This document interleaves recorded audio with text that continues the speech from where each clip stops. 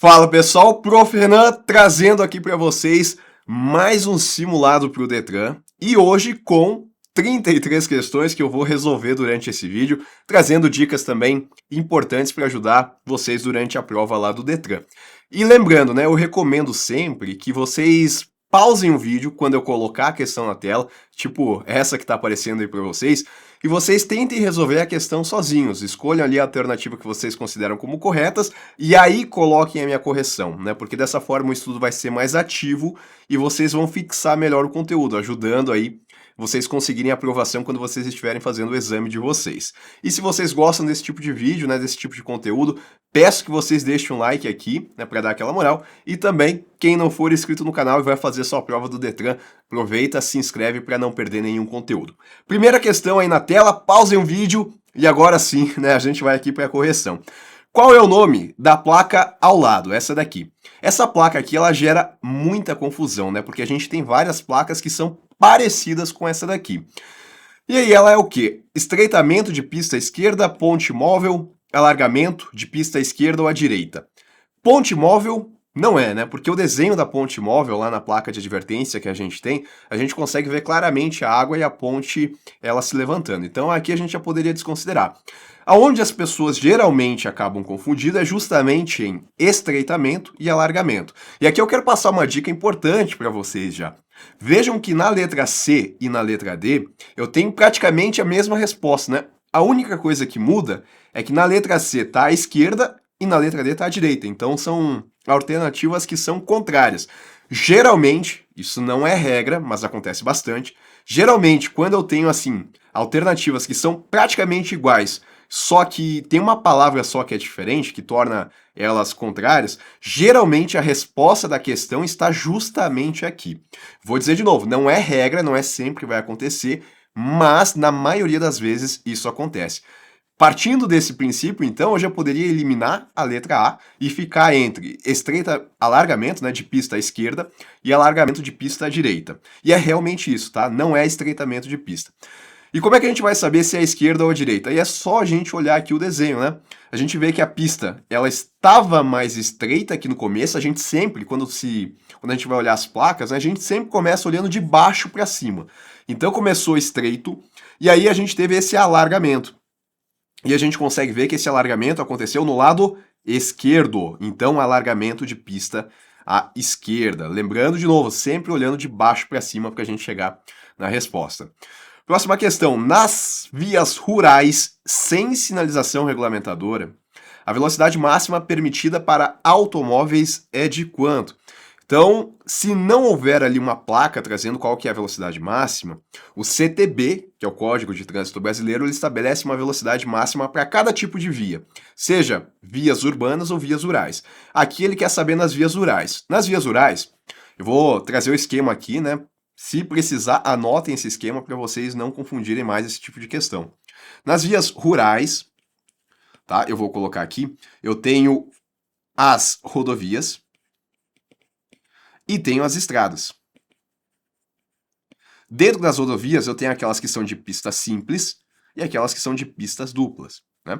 E aí as estradas é só isso mesmo. E o CTB estabelece, para as rodovias de pista simples, para os automóveis, a velocidade máxima, na ausência de uma sinalização específica, é de 100 km por hora. Na pista dupla, aí a velocidade máxima passa a ser de 110 para os automóveis. E para outros veículos, né, veículos de maior porte, que são mais lentos, é 90 nas duas situações, tá? 90 km por hora. Nas estradas, é igual, é 60 km por hora em qualquer situação para qualquer veículo, tá? Essa é a velocidade máxima na ausência de uma placa. Se tiver uma placa lá que diz o contrário, vai valer a placa, né? Bom, 70 km por hora automóveis, quando em rodovia, não, né? Pode ser 100 ou 110, mas não vai ser 70. 80 quando em rodovia? Também não, tá errado. 60 quando estrada? Sim, 60 quando estrada. 70? Não, 60. Então, gabarito aí da segunda na letra C. Deixar o condutor de usar o cinto de segurança é uma infração de natureza. É uma infração, né? Não pode deixar de usar o cinto de segurança e vale colocar aqui que é infração tanto o condutor como também os passageiros, né? E essa infração, já trazendo aí para vocês, é uma infração de natureza grave, tá? Então, pode marcar aí a letra C. E ela tem uma medida administrativa, que também já vou trazer aqui, porque vai que eventualmente na prova de vocês não apareça a natureza, mas apareça a medida administrativa, tá? É a retenção do veículo, né, até que o infrator, a pessoa que cometeu a infração, coloque o cinto. Então essa é a medida administrativa, infração de natureza grave. Ao se deparar com a placa de regulamentação representada ao lado, o condutor deve entender que essa placa aqui, regulamentação, né, uma placa que ela tem esse desenho aqui vermelho com o fundo branco. E vejam que o que poderia gerar confusão aqui seria confundir essa placa aqui com a placa que limita o peso bruto total. Como é que eu sei a diferença? Na placa de peso bruto total, eu tenho só a medida de peso. Eu não tenho esse desenho aqui como eu tenho nessa placa aqui, né? Esse desenho aqui é o eixo, né? O eixo que a gente tem aqui as duas rodas. O que é isso, Renan? Quando a gente olha para o carro, né, a gente tem dois eixos, tem o da frente e o de trás, né? Porque eu tenho o eixo que liga as duas rodas dianteiras e depois atrás o eixo que liga as duas rodas dianteiras. Mas quando se trata de um caminhão, de uma carreta, né, a gente pode ter mais de dois eixos, diferente do carro. Quando aparece essa placa aqui, com o desenho do eixo, né, roda 1, roda 2, e ele interligando, aqui a gente tem que existe uma limitação de peso, né, por isso que a placa de regulamentação está trazendo isso, que é de 2 toneladas para cada eixo. Para cada eixo, porque eu tenho o desenho do eixo. Se fosse peso bruto total, aí não teria o desenho aqui, teria só a medida do peso. Então, a circulação é proibida para veículos com mais de 2 toneladas de peso bruto total? Não, né? Porque eu tenho o desenho do eixo. É peso por eixo. Apenas veículos de transporte de carga perigosa podem circular? Não tem relação com isso, né? Não é isso que a placa está trazendo. Apenas veículos leves de passageiros podem utilizar a via? Também não é isso. É proibida a circulação de veículos com carga superior a 2 toneladas no eixo, né? Por eixo. Tá correto aqui a letra D. E lembrando que até 2 toneladas por eixo, então, pode circular, né? Ela limita até 2 toneladas por eixo. Em um cruzamento com rotatória devidamente sinalizada, qual veículo tem a preferência de passagem? Geralmente, não sei aí como é que é na cidade de vocês, mas a minha, sempre que eu vou entrar numa rotatória, eu tenho que redobrar a atenção, né? Porque muitas vezes os motoristas eles não seguem essas regras como a gente tem no CTB. Na rotatória, tem preferência aquele carro que já está na rotatória, né? Ele que tem a preferência de continuar fazendo ali a volta até ele entrar no lugar que ele precisa entrar, né? Então, quem tem a preferência é quem já está circulando dentro da rotatória. Por isso que a gente pode marcar aqui a letra B, mas mesmo sabendo isso, sempre redobrem a atenção quando vocês estiverem dirigindo, né? Porque nem todo mundo segue isso à risca, infelizmente. De acordo com as normas de sinalização viária, a sinalização horizontal de cor vermelha é utilizada para que uma questão que ela tem um nível de dificuldade um pouco maior, né? Então, se vocês acertaram essa questão aqui, parabéns. Só para a gente lembrar, sinalização horizontal é aquela que vai estar no chão, né? São as marcações que a gente tem no solo. Aí eu tenho diferentes cores. Na verdade, eu tenho 5 cores que podem aparecer na sinalização horizontal. Quais são elas? Vou colocar aqui, ó. Amarelo, branco, azul, vermelho e preto. Cada uma vai ser utilizada para uma finalidade, né? O amarelo, ele vai ser utilizado ali para separar vias de sentido contrário, né? Então, eu sei que se eu tiver uma sinalização horizontal ali, né, que são as linhas que separam justamente ali essas vias, e ela for da cor amarela, significa que do outro lado é contramão, né? Porque é sentido contrário ao que eu estou. O branco ele vai separar vias que são de mesmo sentido. Então eu sei que do outro lado ali não é contramão, quando a cor é branca. Quando a cor é azul, ela vai demarcar estacionamentos especiais, como, por exemplo, estacionamentos para pessoas com deficiência. Quando a cor é vermelha, ela vai ser utilizada para ciclovias e também para situações de emergência.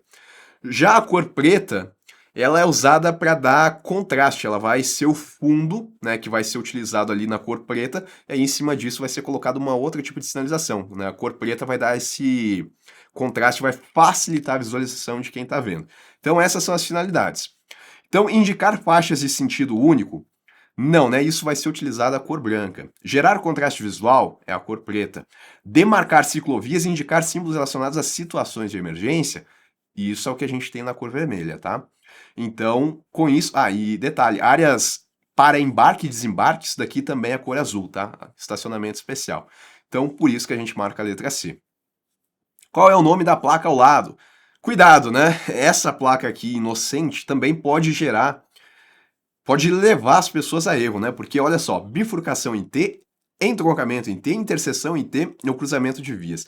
O que a gente tem aqui é uma interseção em T, né? A gente tem uma via, aí ela abre de maneira fechada, formando esse ângulo aqui de 90 graus para a direita e para a esquerda. Então, o nome da placa é interseção em T. São equipamentos obrigatórios dos veículos. São vários, né? Os equipamentos obrigatórios. Retrovisor, buzina, pneus, por aí vai. Extintor de incêndio, desde 2015, não é obrigatório, tá? Então a gente pode descartar. Limpador de vidro traseiro, também não são todos os carros que vão ter. Por exemplo, né, eu tinha um Civic, que é um sedã, e o meu Civic ele não tinha limpador de vidro traseiro, né? Porque pela própria aerodinâmica do carro, não tem necessidade de ter um limpador ali, né? A água ela vai escorrer. Então não são todos os carros que têm limpador de vidro traseiro. Encosto de cabeça, sim, esse é um item obrigatório. Agora, limpador de vidro traseiro a gente já viu que não. Extintor de incêndio a gente sabe que não. Conjunto de primeiros socorros também não é obrigatório. Cinto de segurança é obrigatório. E encosto de cabeça a gente já viu que é. Então, letra D. Em uma via urbana sem sinalização específica, cuja velocidade máxima é de 40 km por hora, conforme o CTB, essa via é classificada como muitas questões que cobram essas velocidades, né? Então, se vocês ainda não pegaram, tá na hora de pegar. A gente viu as vias rurais, né? Agora há pouco. Agora a gente vai ver as vias urbanas. Vou colocar aqui, ó, urbanas. E quais são elas? São essas que estão aqui nas alternativas, né? Colocando na hierarquia, a gente ficaria com as vias, com a via local, com a via coletora, com a via arterial e, por fim, com a via de trânsito rápido. Tá? Então, são essas as vias urbanas. Só revisando o que a gente já viu. Vias rurais. Eu tenho as rodovias, pista simples e pista dupla, e tenho as estradas. Nas vias urbanas são essas aqui. E da mesma forma, o CTB ele estabelece velocidade máxima na ausência de uma sinalização específica para cada uma dessas vias, tá? E quais são? 30 km por hora aqui, 40 km por hora aqui, 60 e 80 km por hora.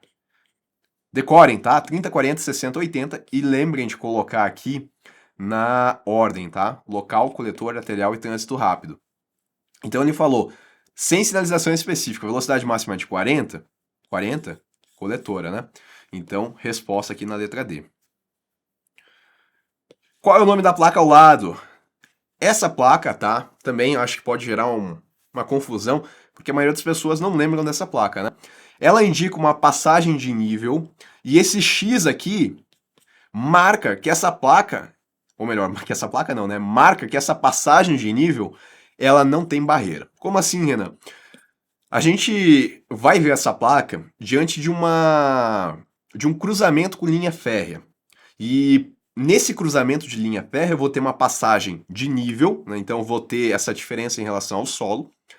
Só que em algumas situações, quando eu tenho esse cruzamento, algumas vezes eu tenho uma chancela, uma barreira que vai fazer o controle do tráfego dos carros, né? Então vai aparecer lá a chancela marcando sinal vermelho para os carros não avançarem, né? Porque está passando ali o veículo nos trilhos. E quando eu sinalizar, né, de forma que os carros possam passar, vai dar lá o sinal verde e assim vai, né? Então essa chancela acaba fazendo esse controle. Agora, e quando não existe a chancela? Aí a placa indicada vai ser essa daqui, né? Porque não tem essa barreira, não tem essa chancela que vai fazer o controle do tráfego. Então a gente marca aqui a letra A, né? A com barreira, ela não vai ter esse X aqui dessa forma como a gente está vendo, tá? E a Cruz de Santo André é uma placa bem diferente, né? A gente consegue associar ela por essa diferença, e nesse caso o cruzamento de linha férrea acontece no mesmo nível. E ponte móvel, aí é um outro tipo de placa. Segundo os princípios da direção defensiva, o que se entende por condições adversas no trânsito? Condições adversas são situações que podem levar a acidentes, né? São situações de risco. e que são relacionadas não só com o condutor, né, mas também com a própria via, né, é um local onde tem muitos buracos na via, né, as curvas elas são difíceis. Pode ser relacionado ao ambiente, né, muita neblina, chuva, pode ser relacionado à iluminação, sol ofuscando. Então são condições adversas que podem levar a acidente de trânsito. Situações provocadas exclusivamente por falhas de autoridade de trânsito? Não, né? Se eventualmente a gente tivesse uma situação de uma falha de uma autoridade de trânsito levando ao acidente, seria uma condição adversa? Seria, mas não se limitaria só a isso, né? Ele falou exclusivamente. Situações de risco que fogem da normalidade do trânsito e que podem comprometer a segurança, porque podem levar a acidente de trânsito. Vejam como a letra B ela é mais aberta. Outra dica que eu quero dar aqui para vocês, né? Quando aparece a palavra exclusivamente, a palavra apenas, somente, olha, com 95% de chance, a alternativa que trazer isso vai estar errada, tá? É muito difícil a gente ter uma resposta correta que seja tão limitadora. Não é regra, né? Pode ser que tenha, mas fica aí o aviso. Se vocês ficarem em dúvida, por exemplo, entre a letra A e a letra B, apareceu exclusivamente aqui, então eu não vou marcar essa, eu vou marcar outra. Em 95% das vezes, ou 9 em cada 10 vezes, vocês vão acertar a questão. Qualquer acidente ocorrido fora do controle direto do condutor, e não, né? Porque também pode acontecer por controle direto do condutor. São situações relacionadas a várias coisas. Situações normais de tráfego, mas que exigem atenção? Não, né? O que a gente coloca aqui é que são situações que fogem da normalidade do trânsito, porque a gente espera que justamente não aconteçam acidentes. Durante uma blitz, um motorista foi flagrado transportando duas crianças no banco traseiro sem cadeirinha adequada, contrariando as normas de segurança infantil. O agente de trânsito lavrou o auto da infração e explicou a gravidade da conduta. Com base no CTB, qual é a natureza cometida nesse caso? Mais uma dica que eu vou dar para vocês: apareceu criança aqui, né, uma infração relacionada à criança, a natureza dessa infração, quase também com 100% de certeza, a natureza vai ser gravíssima, tá? Só se o contexto da questão aqui falar em criança, mas ser outra coisa. Mas se for criança mesmo, né, envolver uma infração envolvendo criança, a natureza da infração ela vai ser gravíssima. Qual é o nome da placa ao lado? Essa placa também confunde bastante, tá? Então veja que eu tenho uma via e ela abre aqui no lado esquerdo.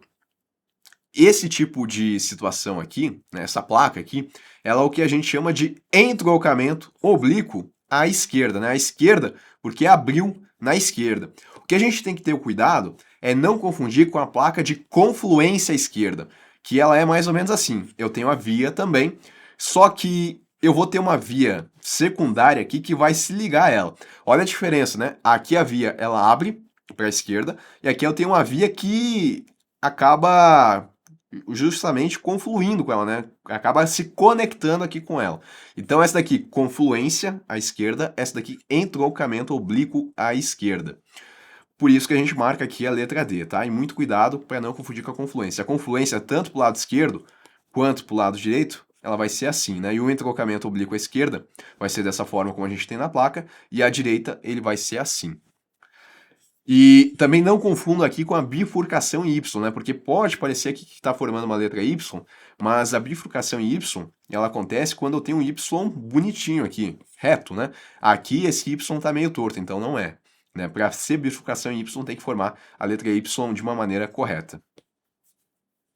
A hemorragia nasal é muito frequente em acidentes de trânsito e pode indicar.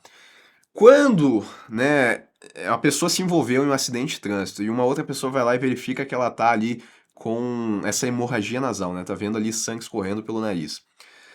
Isso pode indicar traumatismo craniano, ainda mais se não tem nenhum ferimento aqui nessa área que esteja ocasionando essa hemorragia, né? Então é algo que aconteceu realmente por dentro. Acontece ali a colisão no crânio, e isso acaba rompendo os vasos sanguíneos e acaba saindo ali pela área nasal ou também às vezes pelo ouvido. Então, lembrem, hemorragia nasal pode ser traumatismo craniano. Estado de choque, né? A pessoa talvez ela fique pálida, ela não vai ter hemorragia por conta disso, né? É um outro tipo de situação. Lesões da medula, isso vai comprometer a mobilidade, a movimentação da pessoa, né? Esse que é o aspecto visual. e a parada respiratória que ela não vai estar respirando, né? Então, as três aqui não tem relação com hemorragia nasal.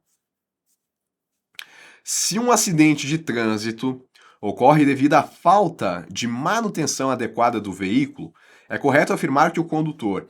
Então, falta de manutenção, né? Por exemplo, o condutor, ele tem que sempre olhar a saúde dos pneus do carro, né?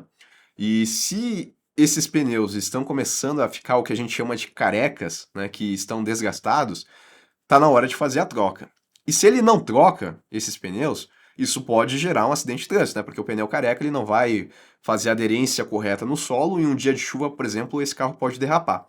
Então, é correto que essa atitude do condutor demonstrou inabilidade na condução? Não, né? Porque é só a gente pensar o seguinte: se com os pneus carecas, um exemplo que eu trouxe, se eu colocasse um outro condutor, né, que tivesse mais habilidade na condução, ele ficaria livre dessa situação de risco? Não, né? Porque o que ocasionou foi essa falta de manutenção. Então não é um problema relacionado à inabilidade de condução, mas é um problema relacionado a essa falta de manutenção. Agiu com ineficiência técnica? Não, né? Também, se eu colocar uma outra pessoa que tenha mais técnica ali para conduzir esse carro, também não vai evitar essa situação se o pneu ele tiver com essa característica, né? Nesse exemplo que eu coloquei, pode ser outras coisas relacionadas ao veículo também. Foi negligente quanto aos cuidados com o veículo? Foi negligente, porque ele não fez a manutenção, né? No exemplo que eu coloquei, ele não foi lá e fez a troca dos pneus. Foi imprudente ao desrespeitar as regras de trânsito? Não, né? Aqui eu teria um desrespeito às regras do trânsito. Se, por exemplo, o acidente ele tivesse acontecido porque ele tentou ultrapassar em um local onde era proibida a ultrapassagem. Aí ele desrespeitou uma regra de trânsito. Mas não é o caso aqui, né? O caso aqui é essa falta de manutenção. Qual é o nome da placa ao lado? Mais uma dica aí para vocês, hein? Tô passando várias nesse simulado. Quando eu tenho uma placa de regulamentação, que é o que eu tenho aqui, né, esse vermelho com branco, e aparece um veículo dentro da placa, e eu não tenho esse traço lateral aqui que indica proibição de algo, é porque, sendo uma placa de regulamentação, isso daqui é circulação exclusiva desse tipo de veículo. Então, se aparecer uma bicicleta aqui, numa placa de regulamentação, sem esse símbolo, só assim como tá, é circulação exclusiva de bicicleta. E se fosse um automóvel? Circulação exclusiva de veículos automotores. Se fosse um ônibus, circulação exclusiva de ônibus. E assim vai, tá? Então, o veículo que está aqui, circulação exclusiva, por isso que a gente marca a letra A. Ao ocorrer o estouro ou o esvaziamento súbito de um pneu em movimento, a atitude mais segura a ser tomada pelo condutor. Então, o cara tá dirigindo lá e de repente aconteceu o estouro, né? Estourou o pneu. O que vai acontecer se ele tá dirigindo? O carro ele vai começar a querer puxar pro lado do pneu que estourou. E nessa situação, o condutor ele tem que manter a direção, né? Tem que colocar as mãos ali no volante e manter firme, né? Para não ser levado, para o carro não ser levado para aquela direção e ele perder o controle.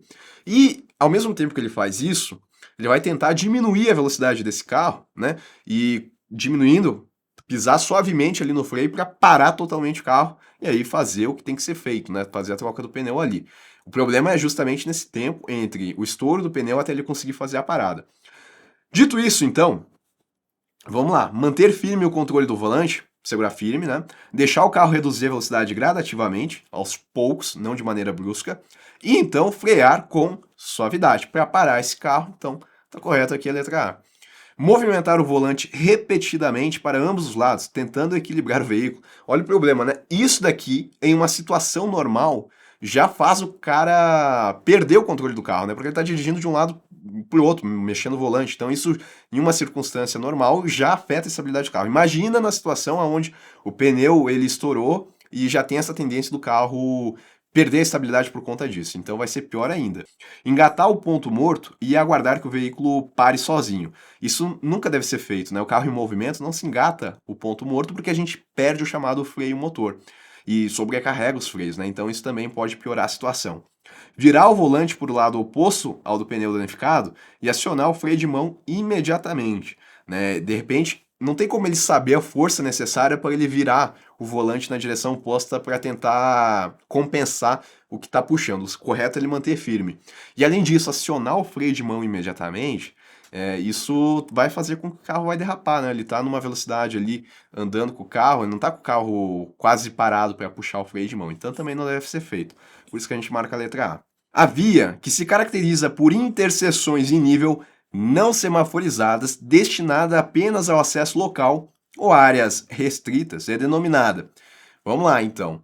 A gente viu agora há pouco as vias urbanas, né? A gente viu o nome de cada uma, que são essas que a gente tem aqui nas alternativas: via local, coletor, arterial de trânsito rápido. E a gente viu qual que era a velocidade máxima para cada uma dessas vias na ausência de regulamentação específica.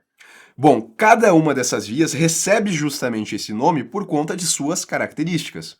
Qual que é a via que é destinada ao acesso local? Olha como fica fácil, né? Acesso local é a via local, não tem pegadinha. É isso mesmo, tá? Então, esse tipo de via vai ser utilizado para acessar residências, por exemplo, a casa das pessoas. Eu vou ter uma circulação menor de veículos, tanto é que aqui a velocidade máxima a gente viu é a menor que a gente tem, né? É 30 km por hora na ausência de uma regulamentação específica. Então, só para revisar essa informação aqui, porque isso a gente já viu.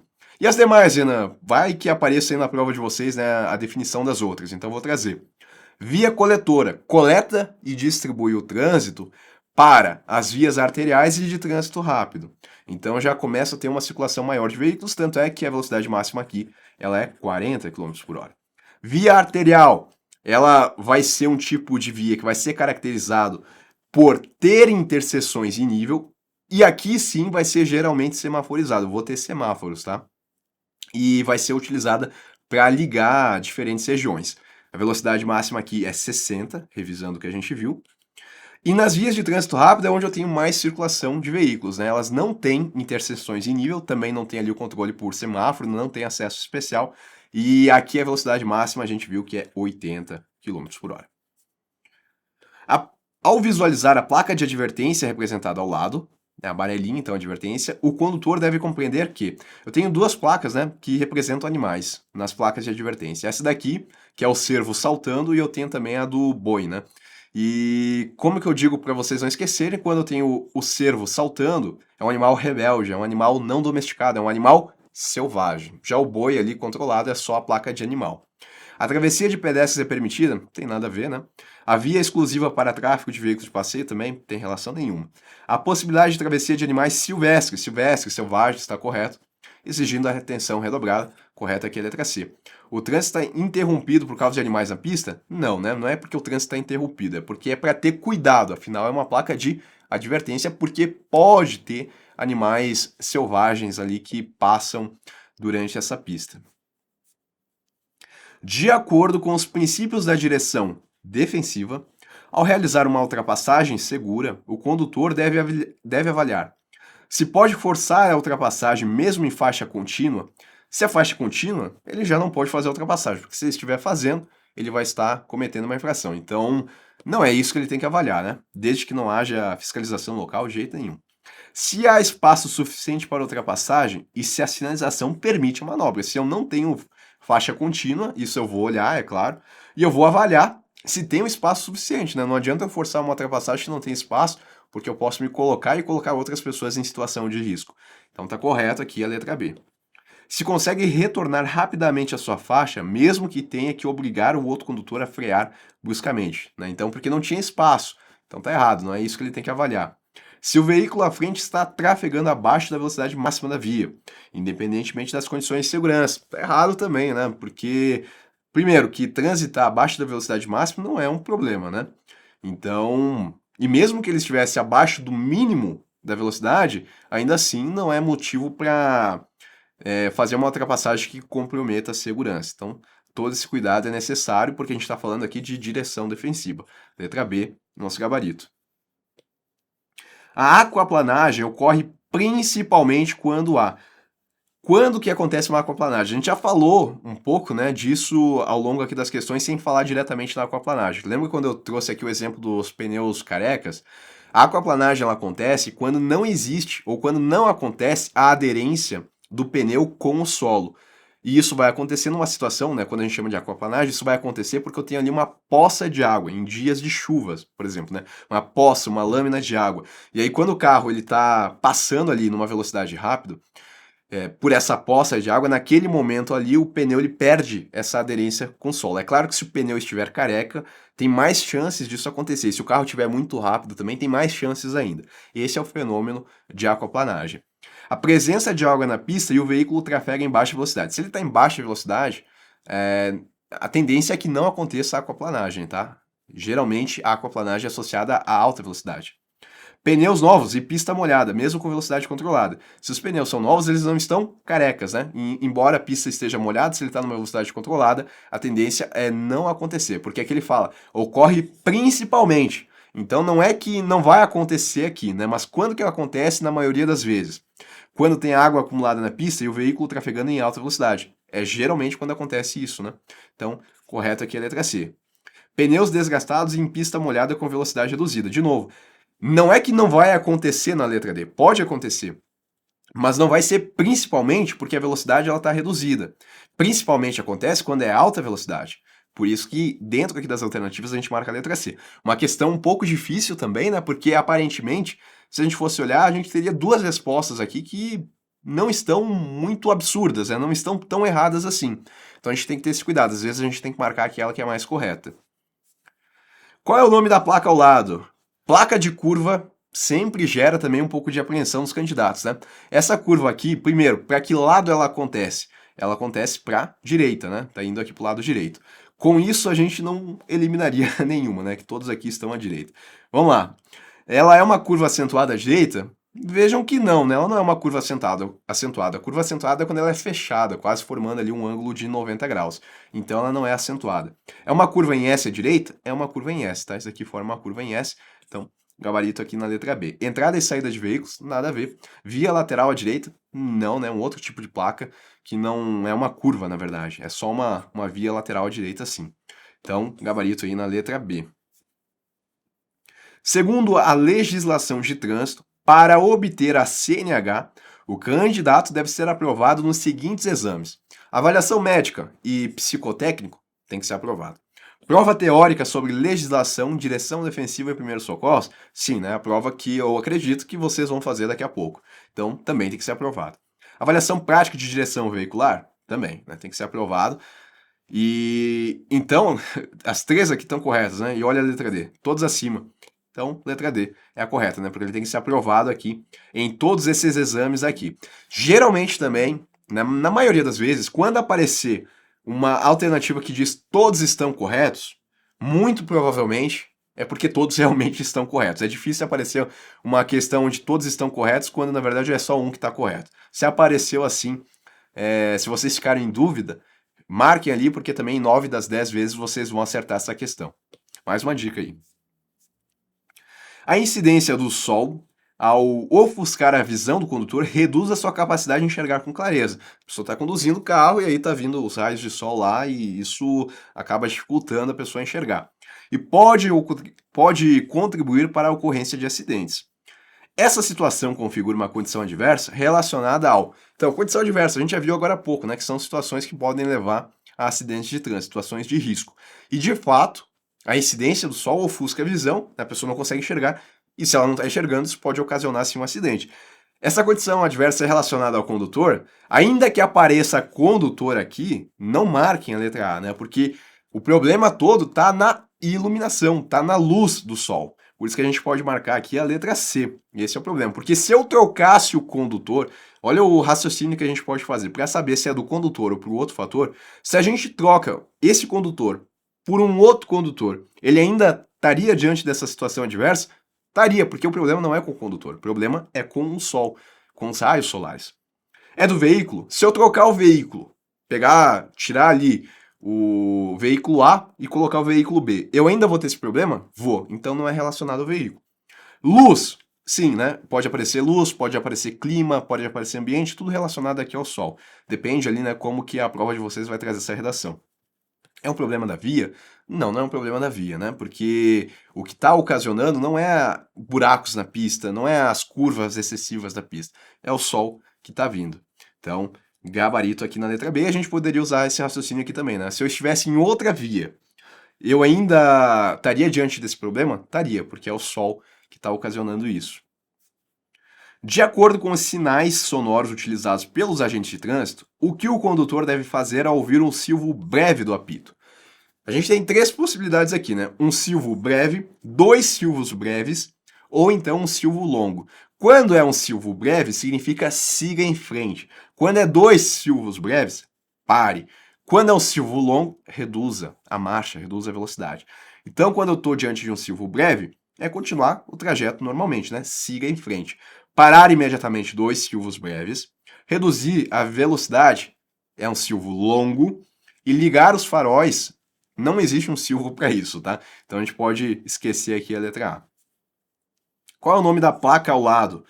Essa placa aqui, tá? Vejam que eu tenho várias saliências aqui. E ela não é a placa de lombada, né? Porque a lombada eu tenho uma só saliência maior. Ela é a placa de pista irregular, né? Uma pista com muitos buracos, saliências. É uma pista irregular. Então, gabarito aqui na letra C. Saliências, eu não tenho uma placa chamada de saliências, né? Eu tenho uma placa chamada saliência ou lombada, que daí é aquela placa, né, que eu tenho a lombada. Tem a placa de pista irregular, que essa aqui tem a placa de depressão, né, que daí é aquele buraco.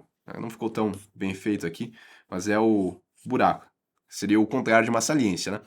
Então, essa daqui é pista irregular. Respeitadas as regras de circulação, quem deve ter prioridade absoluta em qualquer situação viária? Pedestres que estejam atravessando ou prestes a atravessar a via. Correto, né? Eles têm sim essa preferência de circulação e a gente pensa sempre na hierarquia dos mais vulneráveis, né? Quem é a pessoa, o componente mais vulnerável no trânsito? É o pedestre, né? Então, geralmente é ele que tem preferência. Os animais que cruzam a via, não, né? Não é ele que vai ter sempre a preferência, porque ele não faz parte ali dessas pessoas que estão envolvidas com o trânsito. Veículos de tração animal também não, ciclistas também não, né? Pensando na hierarquia dos vulneráveis, são as pessoas, são os pedestres. Então, por isso que a gente pode marcar aqui a letra A. Qual o nome técnico dado à força que mantém os pneus em contato com o solo, garantindo a estabilidade e controle do veículo? A gente falou algumas vezes, né? Pelo menos duas questões ao longo desse simulado a gente já falou sobre isso. Pneus em contato com o solo. Isso, né, essa força aqui que garante essa estabilidade é a chamada aderência. A gente viu, inclusive, né, que um pneu careca, ele tem essa estabilidade comprometida já que não está dando aderência. Derrapagem acontece quando eu não tenho aderência, é o contrário do que a gente quer. Aquaplanagem, a gente viu que acontece também quando eu não tenho aderência, em uma situação ali de uma lâmina, de uma poça de água. E hidroplanagem é nada mais que um outro nome para o fenômeno de aquaplanagem, então é a mesma coisa, também incorreto aqui. Qual das ações a seguir contribui efetivamente para a prevenção de incêndios em áreas de floresta nativa? Descartar lixo nas margens das rodovias, longe da vegetação. Isso não contribui, né, para a prevenção de incêndio, porque esses lixos eventualmente podem, daqui a pouco, inclusive, pegar fogo e levar um fogo a essas áreas de floresta. Então, não. Sem falar que também não é uma ação aí pensando no meio ambiente. Jogar resíduos à margem das estradas para evitar acúmulo dentro do veículo. Mesma situação, né? Evitar o descarte de pontas de cigarro acesas ou qualquer material inflamável na vegetação. Perfeito, né? Isso traz essa prevenção de incêndios, afinal não estou descartando nada, ainda mais pontas de cigarro que em contato ali com esses materiais inflamáveis pode levar a incêndios. Acender fogueiras durante o inverno para aquecimento nas áreas florestais, também é a receita aí para acontecer o pior, né? Então isso tem que ser evitado.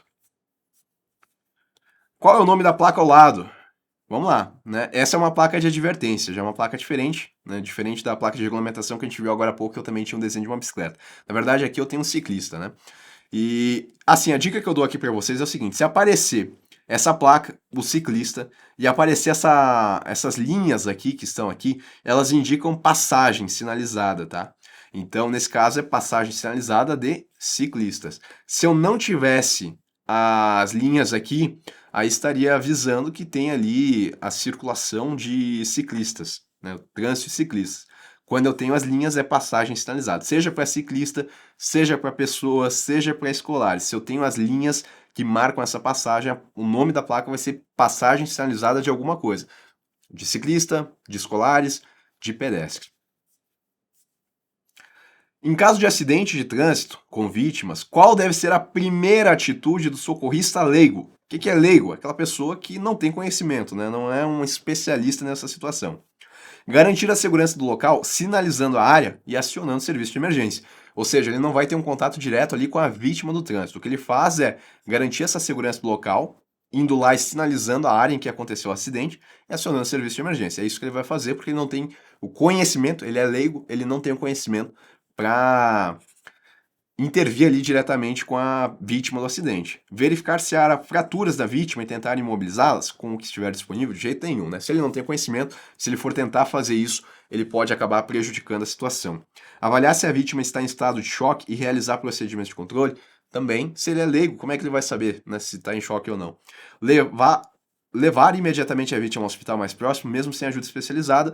Na hora de tentar fazer o transporte dessa pessoa, ele pode daqui a pouco acabar prejudicando a situação dela também, mexendo em uma fratura exposta, algo desse tipo. Correto é fazer o que está aqui na letra A.